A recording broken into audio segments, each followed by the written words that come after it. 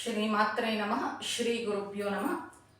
ಕಳೆದ ಒಂದು ಸಂಚಿಕೆಯಲ್ಲಿ ಮಹಾರಾಜ ವಿಶ್ವಾಮಿತ್ರರು ಬ್ರಹ್ಮರ್ಷಿ ವಿಶ್ವಾಮಿತ್ರರಾಗೋದಕ್ಕೆ ಅದೆಷ್ಟು ಕಷ್ಟಗಳನ್ನು ಎಷ್ಟು ಸಾರಿ ಹೇಳಿವಿ, ಅದೆಷ್ಟು ಸಾರಿ ಮೇಲೆದ್ದು ಕಷ್ಟಪಟ್ಟು ಬ್ರಹ್ಮರ್ಷಿಯ ಒಂದು ಸ್ಥಾನವನ್ನು ಸಾಧನೆ ಮಾಡಿದ್ದಾರೆ ಅಂತ ನಾನು ತಿಳಿಸ್ಕೊಡೋದಕ್ಕೆ ಪ್ರಯತ್ನ ಪಟ್ಟೆ.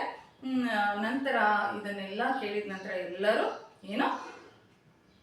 ಅವ್ರ ಮೇಲೆ ಮತ್ತಷ್ಟು ಗೌರವ ಹೆಚ್ಚಾಗುತ್ತೆ. ರಾಮನಿಂದ ಎಲ್ಲರಿಗೂ ಗೌರವ ಹೆಚ್ಚಾಗುತ್ತೆ. ನಾವು ಇಲ್ಲೊಂದು ತಿಳ್ಕೊಬೇಕಾಗುತ್ತೆ, ಮಹರ್ಷಿಗಳು ತಮ್ಮ ಚರಿತ್ರೆಯನ್ನು ತಾವು ಯಾವತ್ತೂ ಹೇಳ್ಕೊಳೋದಿಲ್ಲ. ಶತಾನಂದರು ವಿಶ್ವಾಮಿತ್ರರ ಚರಿತ್ರೆಯನ್ನು ಹೇಳಿದ್ರು.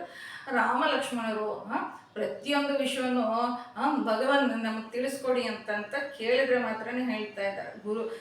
ಒಂದು ಶಿಷ್ಯರ ಆರ್ತಿಯಿಂದ ಕೇಳಿದಾಗ ಅದು ಗುರುವಿನ ಒಂದು ಕಾರುಣ್ಯ ಅಂತ ಹೇಳಬೇಕಾಗಿತ್ತು. ನನ್ನಂಥವರಾಗಿದ್ರೆ ಅದನ್ನೇನು ಕೇಳ್ತೀಯೋ, ನನ್ನ ಚರಿತ್ರೆ ಹೀಗಿತ್ತು, ಅದಿತ್ತು, ಇದಿತ್ತು, ಇಲ್ಲದೆ ಸಲ್ಲದೆ ಇರೋದನ್ನೆಲ್ಲ ಹೇಳಿಬಿಟ್ಟು ನನ್ನ ಬಗ್ಗೆ ನಾನು ಹೇಳ್ಕೊಳ್ತಾ ಇದ್ದೆ. ನಮ್ಮ ಬಗ್ಗೆ ನಾವು ಯಾವತ್ತೂ ಹೇಳ್ಕೊಂಡ್ರು ಅದು ದೋಷಕ್ಕೆ ದಾರಿ ತೆಗೆಯುತ್ತೆ ಅಂತ ನಾನು ಇಲ್ಲಿ ಮನವಿ ಮಾಡ್ತಾ ಇದ್ದೀನಿ. ನಾವು ಹೊಗಳ್ಕೊಳ್ಳುವಷ್ಟು ಪಾಪ ಮತ್ತೊಂದಿಲ್ಲ ಅಂತ ನಮ್ಮ ಸನಾತನ ಧರ್ಮದಲ್ಲಿ ಶಾಸ್ತ್ರಗಳಲ್ಲಿ ಹೇಳಲಾಗುತ್ತೆ. ಆಗ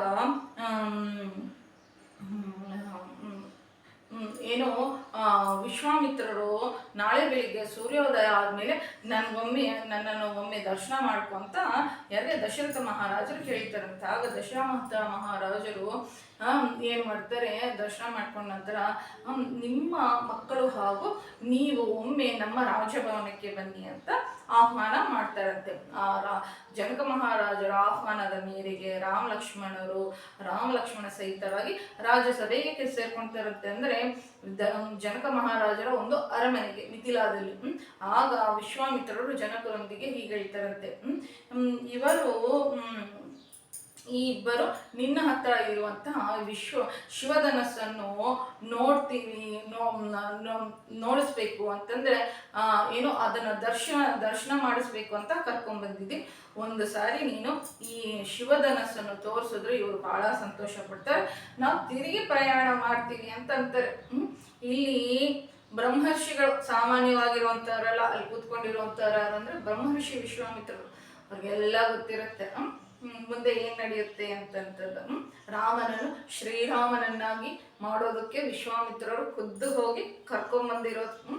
ಶ್ರೀಯನ್ನು ಅಂತಂದ್ರೆ ಲಕ್ಷ್ಮಿಯನ್ನು ಪಕ್ಕ ಸೇರಿಸೋದಕ್ಕೋಸ್ಕರನೇ ಕರ್ಕೊಂಬಂದಿರೋದು. ರಾಮ ಅಂತ ಅನ್ನೋದಿಲ್ಲ, ಜೈ ಶ್ರೀರಾಮ್ ಅಂತಂದು ಶ್ರೀರಾಮನನ್ನಾಗಿ ಮಾಡೋದಕ್ಕೆ. ಶ್ರೀರಾಮ ಅಂತಂತಂದ್ರೆ ಏನು ಅರ್ಥ ಅಂತಂದು ಮುಂದೆ ಸಂದರ್ಭ ಬಂದಾಗ ನಾನು ಮನವಿ ಮಾಡೋದು ಪ್ರಯತ್ನ ಮಾಡ್ತೀನಿ. ಆಗ ತಿರುಗಿ ಪ್ರಯಾಣ ಮಾಡ್ತೀನಿ ಅಂತಂತಾರಂತ. ಆಗ ಜನಕ ಮಹಾರಾಜರು ಶಿವಧನಸ್ಸು ಹೇಗೆ ಬಂದಿದೆಯೋ ಹೇಳೋದಕ್ಕೆ ಪ್ರಾರಂಭ ಮಾಡ್ತಾರಂತೆ. ಇಲ್ಲಿ ಅವ್ರೇನು ಅಂತಂತಂದ್ರೆ ನಾನು ರಾಮಾಯಣ ಪ್ರಾರಂಭದಲ್ಲಿ ಬಾಲಕಾಂಡ ಪ್ರಾರಂಭದಲ್ಲಿ ಒಂದು ವಿಷಯವನ್ನು ತಮ್ಮೆಲ್ಲರ ಹತ್ರ ಮನವಿ ಮಾಡಿದ್ದೆ. ಅಂತಂದ್ರೆ ರಾಮ ಜನಿಸಿರುವಂಥ ಕಾಲದಲ್ಲಿ ಮನುಷ್ಯ ಒಂದು ಜನ್ಮಕ್ಕೆ ಯಾವುದೇ ರೀತಿಯಾಗಿರುವಂಥ ಬೆಲೆ ಇರಲಿಲ್ಲ. ಅಂದ್ರೆ ಇಲ್ಲಿ ಶಿವಧನಸ್ಸನ್ನು ತೋರಿಸು ಅಂತಂದ್ರೆ ಎಲ್ಲಿ ಎತ್ತು ಬಿಡ್ತಾರೋ ನಾವು ಎತ್ತುತ್ತೀವಿ ಅಂತಂದು ಈ ಇಷ್ಟೂ ಕಥೆಯನ್ನು ಹೇಳೋದಕ್ಕೆ ಯಾರು ಜನಕ ಮಹಾರಾಜರು ಪ್ರಯತ್ನ ಪಡ್ತಾ ಇದ್ದಾರೆ. ಅಂತಂದ್ರೆ ಒಬ್ಬ ಮನುಷ್ಯನಾಗಿರುವಂತ ಜನಕ ಮಹಾರಾಜ, ನಾವು ಮನುಷ್ಯರು ಈ ಧನಸ್ಸನ್ನು ನಾವು ಎತ್ತೋದಕ್ಕಾಗೋದಿಲ್ಲ ಅಂತಂತಾರೆ. ಖುದ್ದು ಶ್ರೀರಾಮಚಂದ್ರ ಪ್ರಭುವನ್ನು ಎತ್ತಿರುವಂತ ದಶರಥರು ಕೂಡ ನನ್ನ ಮಗ ಮನುಷ್ಯ ಏನು ಮಾಡೋದಕ್ಕಾಗೋದಿಲ್ಲ ಅಂತ ಅಷ್ಟು ಕೀಳಾಗಿರುವಂತ ಜನ್ಮ ಆಗ್ಬಿಟ್ಟಿತ್ತು. ಮನುಷ್ಯನ ಒಂದು ಖ್ಯಾತಿಯನ್ನು ಶಾಶ್ವತವಾಗಿ ಇರಿಸೋದಕ್ಕೋಸ್ಕರನೇ ಶ್ರೀ ಮಹಾವಿಷ್ಣು ರಾಮನಾಗಿ ಜನ್ಮಿಸಿದ್ದಾನೆ ಅಂತ ನಾವು ತಿಳ್ಕೊಬೇಕಾಗುತ್ತೆ. ರಾಮಾಯಣವನ್ನು ಯಾವತ್ತು ರಾಮನ ಕಥೆ, ರಾಮಾಯಣವನ್ನು ದೇವರ ಕಥೆ ಅಂತ ಕೇಳ್ಕೊಡ್ದು ಅದರಿಂದ ಏನು ಪ್ರಯೋಜನ ಇರೋದಿಲ್ಲ ಅಂತ ನಮ್ಮ ಗುರುಗಳು ಹೇಳ್ತಾ ಇರ್ತಾರೆ. ರಾಮಾಯಣ ಒಂದು ಮನುಷ್ಯನ ಕಥೆ, ಸತ್ಯ ಮತ್ತು ಧರ್ಮವನ್ನು ಹೇಳಿದ್ರೆ ಯಾವ ತರ ಅವ್ರು ಮುಂದೆ ಹೋಗ್ತಾರೆ ಅಂತ ನಾವು ತಿಳ್ಕೊಬೇಕಾಗುತ್ತೆ. ರಾಮ ಇಲ್ಲಿ ಶ್ರೀಕೃಷ್ಣ ಪರಮಾತ್ಮನಂತೆ ಅತಿ ಮಾನುಷವಾಗಿರುವಂತ ಲೀಲೆಗಳನ್ನು ಜೀವನದಲ್ಲಿ ಯಾವತ್ತೂ ತೋರಿಸಿಲ್ಲ. ಆಯ್ತಾ, ಎಲ್ಲೂ ನಾವು ಕೋಟಿ ದೀಪ ಇಟ್ಟು ಹುಡುಕಿದ್ರು ಎಲ್ಲಿ ರಾಮಾಯಣದಲ್ಲಿ ಹುಡ್ಕೋದಕ್ಕಾಗೋದಿಲ್ಲ.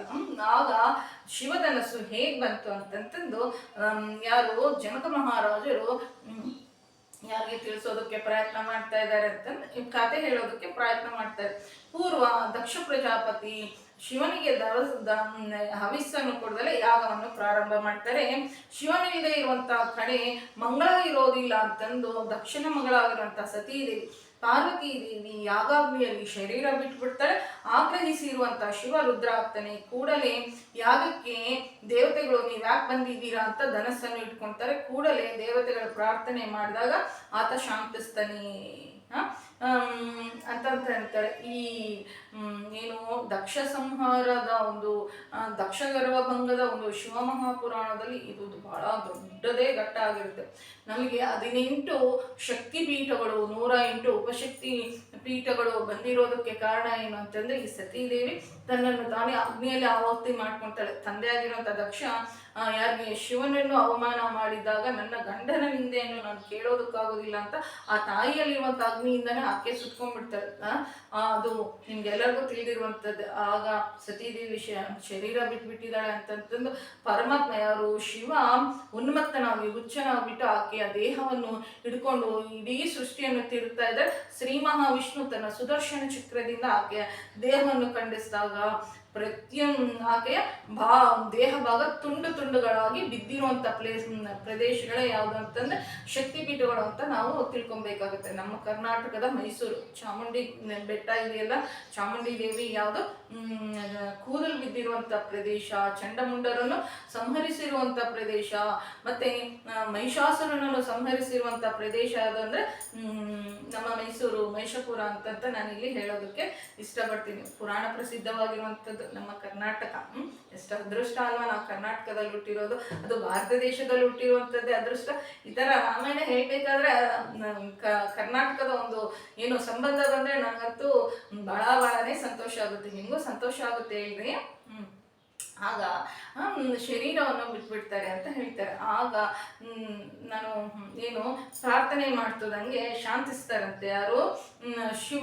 ಆ ಶಿವ ಈ ಧನಸ್ಸನ್ನು ಜನಕ ಮಹಾರಾಜರ ವಂಶದಲ್ಲಿ ಹುಟ್ಟಿರುವಂತ ದೇವರಾತ ಅನ್ನುವಂತ ರಾಜನ ಹತ್ತಿರ ನ್ಯಾಸವಾಗಿ ಅಂತಂದ್ರೆ ಸ್ವಲ್ಪ ಕಾಲ ಇಟ್ಕೊಳ್ರಿ ಅಂತ ಅಂತಾರಂತೆ. ಆಗ ದೇವರಾತ ಈ ಧನಸ್ಸನ್ನು ಒಂದು ಮಂಜೂಷ ಅಂತಂದ್ರೆ ಪೆಟ್ಟಿಗೆಯಲ್ಲಿ ಇಡ್ತಾರೆ.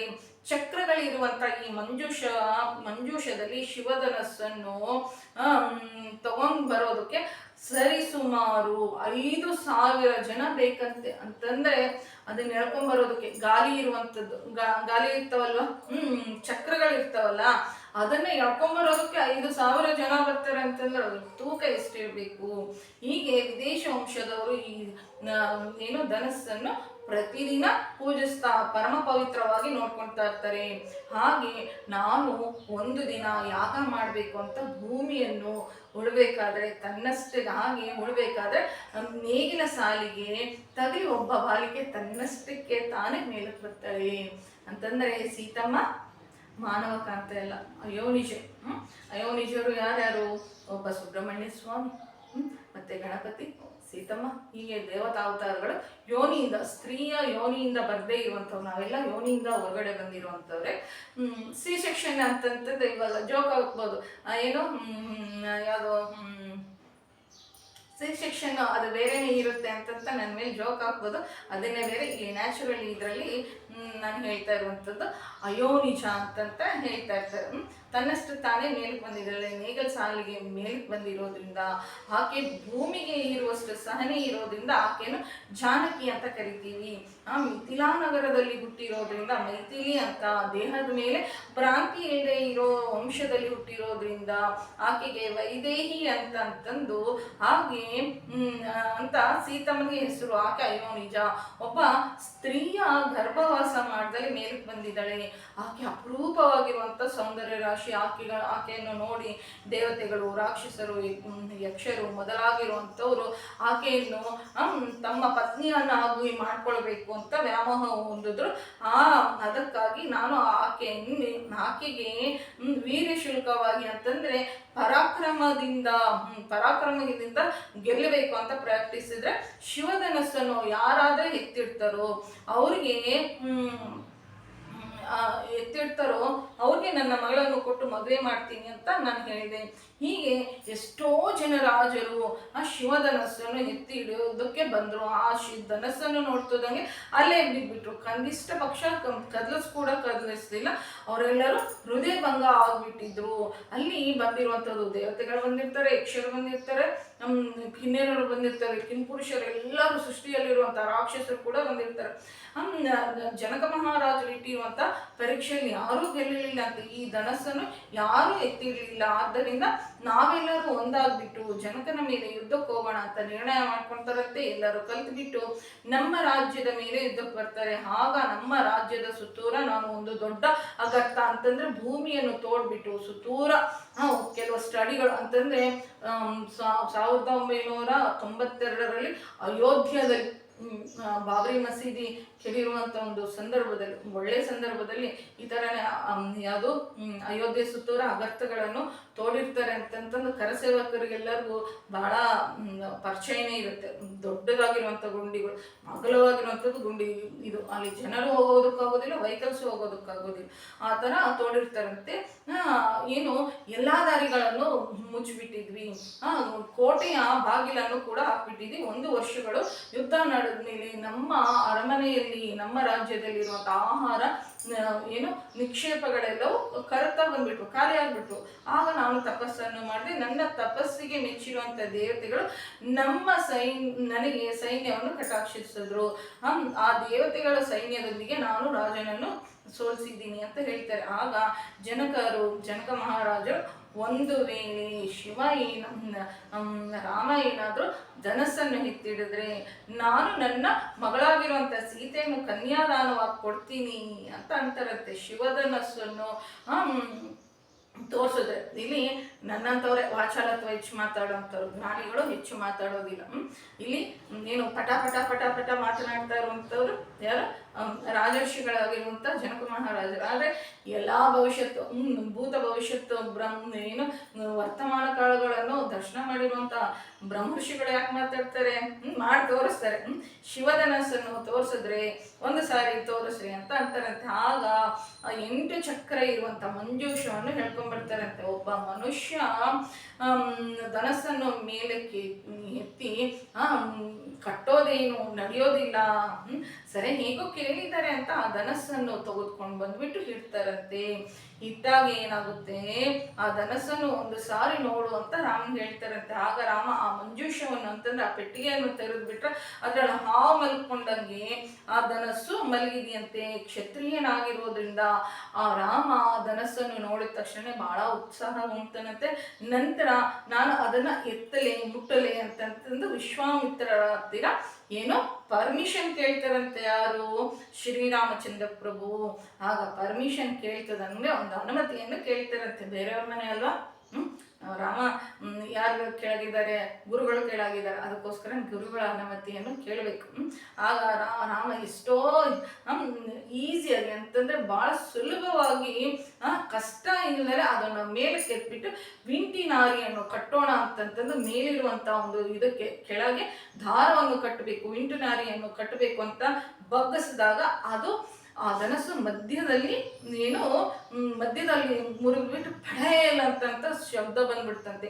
ಇದು 1000 ಸಿಡಿಲು ಬಡ್ದಂಗೆ ಆ ಧನಸ್ಸು ಮುರಿದಿರೋ ಶಬ್ದ ಕೇಳಿಸ್ತಂತೆ. ಆ ಒಂದು ಪ್ರದೇಶದಲ್ಲಿ ಎಲ್ಲರೂ ಏನ್ ಅನ್ಕೊಂಡಿರ್ತಾರೆ, ನೋಡ್ತಾರೆ, ಎಲ್ಲರೂ ಬೀಗ ಇಟ್ಕೊಂಡು ಕೆಲವಷ್ಟು ಜನ ನಾವು ತಳ್ಕೊಂಡು ಹೋಗ್ಬೇಕು ಮತ್ತೆ ರೆಡಿ ಆಗೋಣ ಅಂತಂತಂದು ಅಲ್ಲಿ ಇರುವಂತ 5,000 ಜನ ಜನಕ ಮಹಾರಾಜರೇನೋ ವಿಶ್ವಾಮಿತ್ರರ ಕಡೆ ನೋಡ್ತಾ ಇದಾರಂತೆ. ಯಾರು ಕಾನ್ಸಂಟ್ರೇಷನ್ ಇಂದ ನೋಡ್ತಾ ಇರುವಂತೆ ಶ್ರೀರಾಮಚಂದ್ರ ಪ್ರಭುನ ಈ ತರ ಎತ್ತಿದ್ದಾರೆ ಅಂತಂದ್ರೆ ಅಂದುಕೊಂಡರೆ ಇರುವಂತ ಪರಿಸ್ಥಿತಿ. ಈ ತರ ಸಿಡಿಲು 1000 ಸಿಡಿಲು ಬಂದ್ರೆ ಎಷ್ಟು ಶಬ್ದ ಇರುತ್ತೋ ಅಷ್ಟು ಶಬ್ದ ಬಂದಾಗ ಆ ಸಭೆಯಲ್ಲಿ ವಿಶ್ವಾಮಿತ್ರರು, ಜನಕ ಮಹಾರಾಜರು, ರಾಮ ಲಕ್ಷ್ಮಣರು ಬಿಟ್ರೆ ಇನ್ಯಾರು ಪ್ರಜ್ಞೆಯಿಂದ ಇರಲಿಲ್ವಂತೆ. ಆ ಸದ್ಯಕ್ಕೆ ಎಲ್ಲರೂ ಮೂರ್ಛೆ ತಪ್ಪೋಗ್ಬಿಟ್ಟಿದ್ರಂತೆ.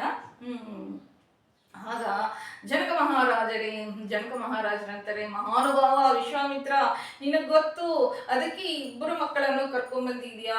ರಾಮ ದಶರಥಾತ್ಮಜ. ಈ ಘಟನೆ ಅದ್ಭುತವಾಗಿರುವಂಥದ್ದು, ಊಹಿಸೋದಕ್ಕಾಗೋದಿಲ್ಲ, ಯಾರು ಆರಿಸೋದಕ್ಕಾಗೋದಿಲ್ಲ. ಸೀತಮ್ಮ ನಮ್ಮ ವಂಶದಲ್ಲಿ ಹುಟ್ಟಿದಾಳೆ, ತಪ್ಪಂತಹ ಗಂಡನನ್ನು ಏನು ಗಂಡನನ್ನು ಹೊಂದಿದ್ರೆ ಆ ವಂಶದ ಗೌರವವನ್ನು ಏನು ನಿಲ್ಲಿಸ್ತಾಳೆ ಅಂತಂತಂದು ಏನು ಮಾಡ್ತಾರೆ, ಸೀತೆಯನ್ನು ಕನ್ಯಾದಾನ ಮಾಡೋದಕ್ಕೆ ಹೋದರೆ ಶ್ರೀರಾಮಚಂದ್ರ ಪ್ರಭು ಕೈ ಅಡ್ಡ ಇಡ್ತಾರಂತೆ. ನಾನು ಸೀತೆಗೋಸ್ಕರ ನಾನು ಧನಸ್ಸನ್ನು ಎತ್ತಿಲ್ಲ, ನಾನು ಕ್ಷತ್ರಿಯನಾಗಿರೋದ್ರಿಂದ ನಾನು ಧನಸ್ಸನ್ನು ಎತ್ತಿದ್ರೆ ನನ್ನ ಒಂದು ಮದುವೆಯನ್ನು ನಿರ್ಧಾರ ಮಾಡಬೇಕಾಗಿರುವಂಥವ್ರು, ನನಗೆ ಹೆಂಡತಿಯನ್ನು ನಿರ್ಧಾರ ಯಾರು ನನ್ನ ಸಹಧರ್ಮಚಾರಿಣಿಯಾಗಿರ್ಬೇಕು ಅಂತ ನಿರ್ಧಾರ ಮಾಡಬೇಕಾಗಿರುವಂಥವ್ರು, ನನಗೆ ಜನ್ಮ ಕೊಟ್ಟಿರುವಂಥ ತಂದೆ ಅವರಿಗೆ ಏನೋ ವಾರ್ತೆಯನ್ನು ಕಳಿಸಿ ಅವ್ರು ಒಪ್ಕೊಂಡ್ರೆ ಮಾತ್ರನೇ ನಾನು ಸೀತೆಯನ್ನು ಕೈ ಹಿಡಿತೀನಿ ಅಂತ ಹೇಳ್ತಾರಂತೆ. ಈ ಶುಭ ಸಂದರ್ಭದಲ್ಲಿ ನಾನು ರಾಮಾಯಣವನ್ನು ಮುಗಿಸ್ತಾ ಇದ್ದೀನಿ. ಸದ್ಗುರುನಾಥ್ ಮಹಾರಾಜ್ ಕಿ ಜೈ. ಜೈ ಶ್ರೀರಾಮ್. ನಮ್ಮ ಚಾನಲ್ ಇಷ್ಟ ಆಗಿದೆ, ಸಬ್ಸ್ಕ್ರೈಬ್ ಮಾಡ್ಕೊಳ್ರಿ, ಶೇರ್ ಮಾಡಿ ಹಾಗೂ ಲೈಕ್ ಮಾಡಿ. ಜೈ ಶ್ರೀರಾಮ್. ಕೇಳಿದ್ದಕ್ಕೆ